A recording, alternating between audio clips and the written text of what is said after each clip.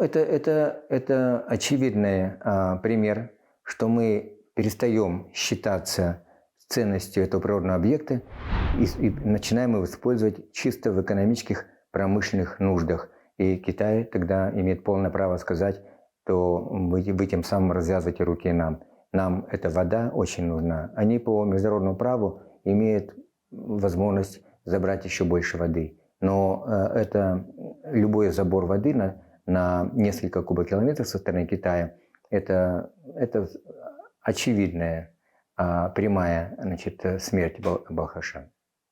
То есть мы исследовали возможности в случае изменения климата, то есть сокращения таяния ледников и возможности даже как бы увеличения забора воды в Китае. Какие есть резервы? И считали прям по всем видам водопользования, где насколько можно сэкономить воду. Например, на прекращении практик нерационального водопользования в сельском хозяйстве, на прекращении производства водоемкой продукции, такого как риса. С 1 килограммом риса мы забираем около 4 тонн воды, если считать весь жизненный цикл риса, включая загрязнение, разбавление и так далее. То есть 1 килограмм риса – это 4 тонны воды из Балхаша. Нужно ли продолжать практику выращивания риса только потому, что фермеры там как бы к этому привыкли? При этом Европейский Союз и многие Всемирный банк считали, что нет никакой проблемы перевода, замены производства риса на другие менее водоемкие культуры, которые дают намного больший доход, например, корма, и намного меньше потребляют воды. Но государство должно проявить какое-то лидерство и показать, что это возможно, призвать, создать какие-то специальные программы, обучающие, переквалификации, грантовые программы для перехода, если понимает, что ценности и какой ущерб наносит вот это крайне водоемкое продолжение выращивания продукции. Причем то же самое касается промышленных стоков, коммунальных стоков. То есть мы не должны столько забирать воды у Балхаша со всех его притоков и превращать это в сточные воды, как это делают города, например, Алма-Ата. То есть вполне алматинцы могут обойтись без того, чтобы перестать мыть машины поливной чистой питьевой водой. И для этого не нужно новые законы принимать, и не нужно образование делать. Для этого достаточно решения акимата, что мы запрещаем использовать питьевую воду в промышленных целях, на мойку машин, в промышленных процессах и так далее. В советское время был запрет на вообще использование питьевой воды подземной, потому что считалось всегда стратегическим ресурсом, только для питья.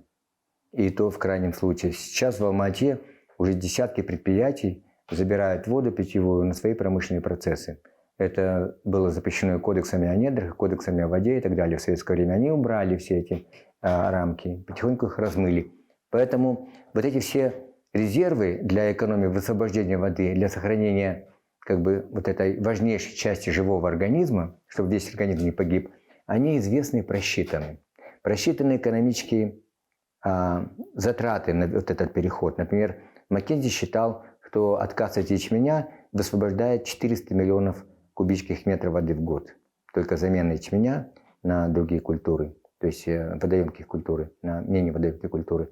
То есть они считали, сколько затрат потребуется по всем видам водопользования, которые отбирают воду Балхаша. И посчитали, где это дает доход даже, то есть социальный, экономический, экологический, где это примерно равенство, а где необходимы какие-то усилия и поддержка государства. Но в целом выполнение всего комплекса мероприятий, оно позволяет иметь более 14-40 миллионов долларов в год прибыли от реализации этих программ водосбережения. Что мешает это сделать? Исследование было выполнено в 2013 году, ровно 10 лет назад. 10 лет мы за это время ничего не сделали, продолжая вот эту практику подрыва природной основы для экономики, здоровья и самой жизни. И вопрос почему? Потому что я уже об этом говорил, что все мы существуем в нынешней системе управления в таких рамках, в которых мы не видим этой ответственности, не замечаем, и более того, она нам не нужна. То есть если я поставлен в такие рамки, что я должен максимум выдавать гидроэнергии на ГЭСах, как, например, Кыргызстан сейчас делает по Сырдарье, или сейчас Капчегайская ГЭС, то меня не заботит ваша рыба, или питьевая вода, или биоразнообразие, или экосистемы.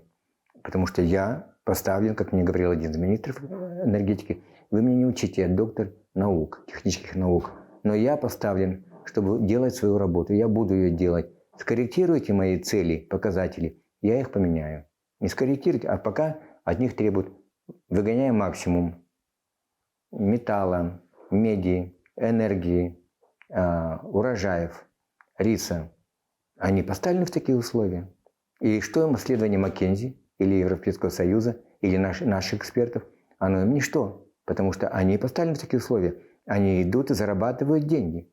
То есть люди выходят на работу, и этим людям сейчас скажи, что вас лишат работы. Они выйдут на митинг, они скажут, не лишайте нас работы в будущем АЭС, которая убивает Балхаш.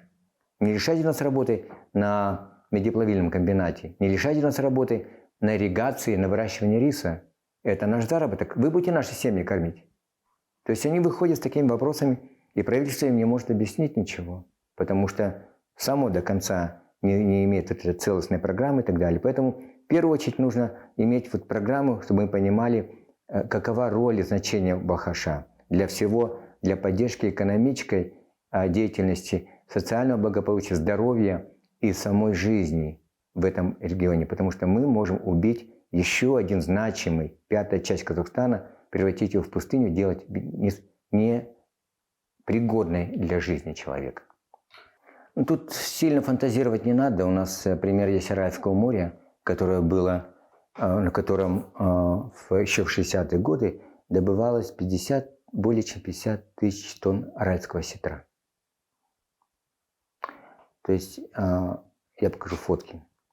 50, которые кормили весь Советский Союз. 50 тысяч тонн аральского осетра, это примерно 10-я часть, это 5 тысяч тонн черной икры. Переведите ее в деньги, это больше, чем наши сегодня продажи металлов, энергии, газа.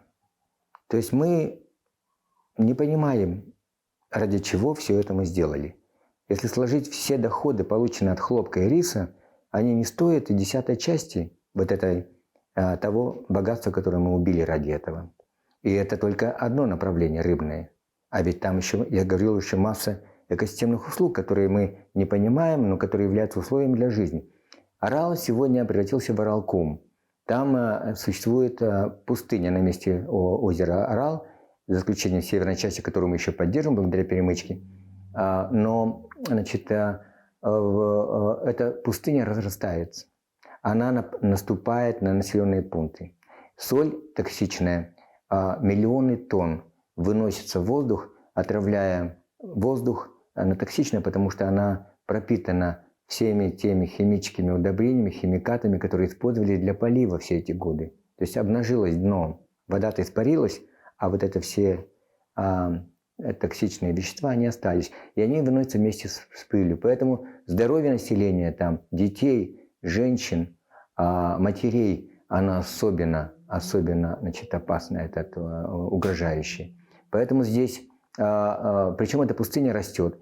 И эта пустыня, она же, как я говорил, как Балхаш, он как печень в живом организме всей экосистемы. Если эта печень погибает, вы знаете на примере больных циррозом печени, как эта болезнь быстро захватывает весь организм, приводит к смерти всего организма. От Балхаша до Алматы и ледников. Это все превратится быстро, будет деградировано. Потому что Балхаш выполнял, еще раз повторяю, роль главного природного регулятора равновесия через поверхностные подземные потоки, воздушное течение, обмен вещества, энергии. Значит, он поддерживает вот это равновесие во всем этом большом регионе Балхаш-Алакуйского бассейна. То есть это означает, что экономическая деятельность станет невозможной, сельское хозяйство первое рухнет, которое является одним из главных нарушителей равновесия, забор воды. Промышленность остановится, питьевая вода придет в негодность, население побежит из этого региона. То есть это бегство. То есть пустыня, как-то, я помню, на совещании, когда я работал в региональном экономическом центре, у нас председателем консультативного совета был Чингис Трюкулович Айтматов.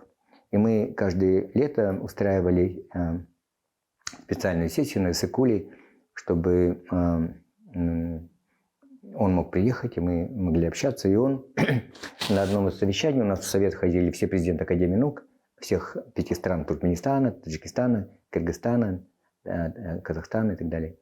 И один из президентов Академии наук Туркменистана был знаменитый академик Бабаев. Он был директором института пустыни, знаток пустыни. И он говорил, что вот desert – это пустыня, как-то он так. А Айтматов, как писатель, тут же поймал, говорит, так это не одного корня с дезертиром. А он говорит, нет, дезерт – это пустыня. Покинутый. Он говорит, так и дезертир же тот, который покинул поле боя. То есть вот превращение пустыни Балхаша в пустыню, Балхашкум, приведет к тому, что все жители будут дезертирами с этой новой пустыни, то есть дезерт. То есть мы беженцами окажемся, климатическими, экологическими беженцами, такими же, какие сегодня есть в Аральском бассейне. Они рады бы все уехать, потому что жить там, дышать невозможно. Там токсичная пыль стоит в воздухе весь день. Это просто болезнь. Но просто средств нет уехать. А кто смог, давно уехали. Вот что ждет, какая судьба ждет этой большой 5-я часть населения, 5-я часть территории Казахстана. И такие же процессы происходят сегодня на Урале в связи с теми же процессами отъема воды, нерационального использования и неурегулированных трансграничных проблем. Такие же процессы идут в Иртыше. И то есть это все места, где находится наша экономика, промышленность, сельскохозяйство и население Казахстана. То есть мы очень легко, собственными руками, без всякой агрессии, превращаем нашу страну в безжизненное пространство. И все будем дезертирами. Такая же ситуация в Каспийском бассейне, который сегодня окружает 5 стран. Каждая страна, несмотря на наличие конвенций, старается максимально использовать нефть и не оглядываясь на то, что они нарушают экологическое равновесие. Главными признаками нарушения экологического равновесия является то, что исчезновение Каспийского осетра. Это один из главных был мировых источников. До 40% осетра добывалось на северной части, казахстанской части Каспия. Сейчас его практически нет. И каспийского тюленя. То есть животные, такие как барс, птицы или тигр, которые пытаются возродить на Балхаше, они являются индикаторами благополучия. То есть такие как бы биологические индикаторы благополучия всей экосистемы, потому что тигр означает, что у него есть достаточно кормовая база. Косуля, кабан, олень. У тех есть своя кормовая база, то есть восстановленные тугаи, леса, растительность. У растительности есть, своевременное обводнение, то есть приходит вовремя вода, не грязная, не отравленная, а в нужном количестве, в нужные сроки. И это означает, что вся система, она живет и сохраняется. Так вот, исчезновение Каспийского осетра или Каспийского тюленя означает, что мы убиваем, в том числе и Каспий.